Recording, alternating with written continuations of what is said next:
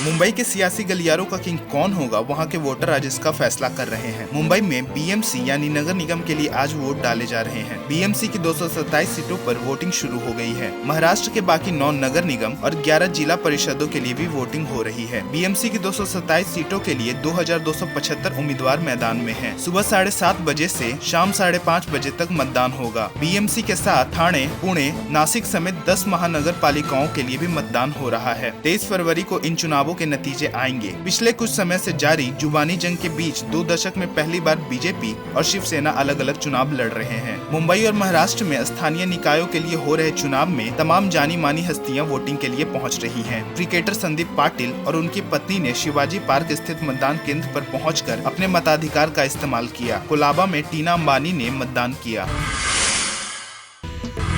उत्तर प्रदेश विधानसभा चुनाव के चौथे चरण के लिए चुनाव प्रचार का शोर आज थम जाएगा। यूपी में बुंदेलखंड क्षेत्र के कई जिलों समेत 12 जनपदों की 53 सीटों के लिए चुनाव प्रचार का आज आखिरी दिन है। चौथे चरण में कांग्रेस अध्यक्ष सोनिया गांधी के संसदीय निर्वाचन क्षेत्र रायबरेली के साथ साथ कौशाम्बी, प्रतापगढ़, जालौना, इलाहाबाद, झांसी, महोबा, ललितपुर, बांदा, चित्रकूट, हमीरपुर और फतेहपुर जिलों की 53 सीटों पर 23 फरवरी को मतदान होगा। चौथे चरण में कुल 680 उम्मीदवारों के भाग्य का फैसला होगा। इलाहाबाद उत्तरी सीट से सबसे ज्यादा 26 प्रत्याशी मैदान में हैं। साल 2012 में चौथे चरण में इन 53 सीटों पर हुए चुनाव में सपा को 24 सीटों पर सफलता प्राप्त हुई थी। इसके अलावा बसपा ने 15, कांग्रेस ने 6, बीजेपी ने 5 तथा पीस पार्टी ने 3 सीटें जीती थी।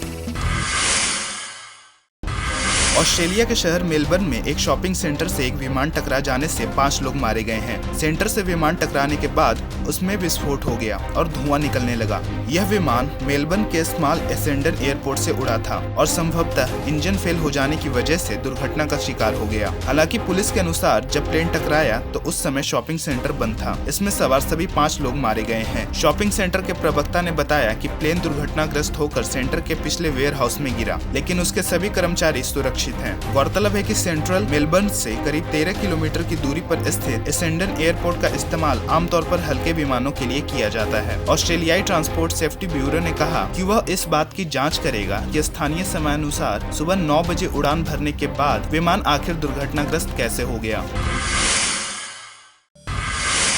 कल बेंगलुरु में हुए IPL 10 की नीलामी में इंग्लैंड के खिलाड़ियों की धूम मची रही। इस संस्करण के सबसे महंगे खिलाड़ी रहे इंग्लैंड के बेन स्टोक्स, जिनको पुणे सुपर जायंट्स ने 14.5 करोड़ में खरीदा। साथ ही रॉयल चैलेंजर्स बेंगलुरु ने भी इंग्लैंड के तेज गेंदबाज टाइमल मिल्स को 12 करोड़ में खरीदा। कयास लगाए जा रहे थे कि भारतीय गेंदबाज ईशांत शर्मा सबसे महंगे खिलाड़ी होंगे, पर इस बार कयासों के विपरीत ईशांत शर्मा को किसी ने नहीं खरीदा। इस बार IPL 5 अप्रैल से 21 मई तक खेला जाएगा।